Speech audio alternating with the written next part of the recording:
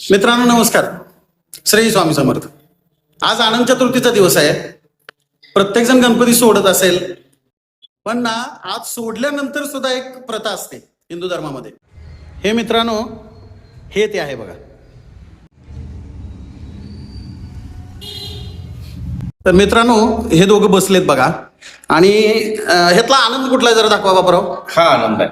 हा आनंद आहे का? हा. आणि यातले आनंदी कुठले आप्पासाहेब दाखवा. हा गणपती बाप्पाची जोपर्यंत आनंदी होत नाही तोपर्यंत ह्या आनंदाची रुजू होत नाही. म्हणून ही आनंदी बांधावी, त्यावेळेला हा आनंद अनंत चतुर्थीला बांधायचा असतो. बरं, हे कुठं बांधायचं आप्पासाहेब? ही आता बांधायचं आपल्या मनगटात बांधायचं. मनगटात बांधायचं का? हा.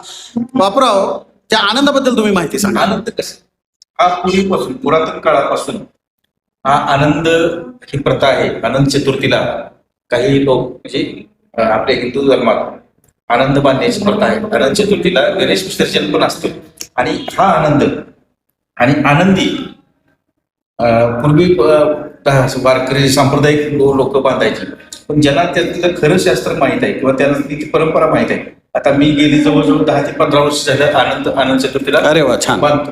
हा आनंद बांधल्यानंतर आपल्या आयुष्यातील जी दुःख, ज्या वेदना आहेत त्या म्हणजे विघ्नहर्त्याच्या साक्षीने ह्या गोष्टी सगळ्याला रुजू होतात. आणि त्या सगळ्या आपल्या ज्या गोष्टी आहेत, म्हणजे समजा 100 समजा आपल्याला 10 दुःख असलं तर त्यातली 7 दुःख जाणार, 3 दुःख राहणार. पण ते अनिष्ट प्रथा म्हणजे रूढीपेक्षा हे बरं आहे. आणि असा समज आहे आणि त्यापासून आपल्याला आनंद मिळतो, आपल्या आयुष्यात आनंद मिळत असतो. धन्यवाद धन्यवाद बापराव. काय करायचं सरपंच, आमचा कलरच तसा आहे हो. त्यामुळं किती जरी दाट बांधलं तरी आमच्या कलर मध्ये फरक पडणार नाही. म्हणलं आहे का खालचं देखील गोड. अहो, गॅरंटी कलरची. काही ना बरेच लोकांना माहिती नाही याबद्दल.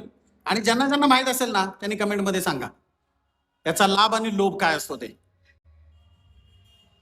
शेवटी कसं आहे माहिती का, मांडला तर देव आहे, नाही तर अजिबात काहीच नाही.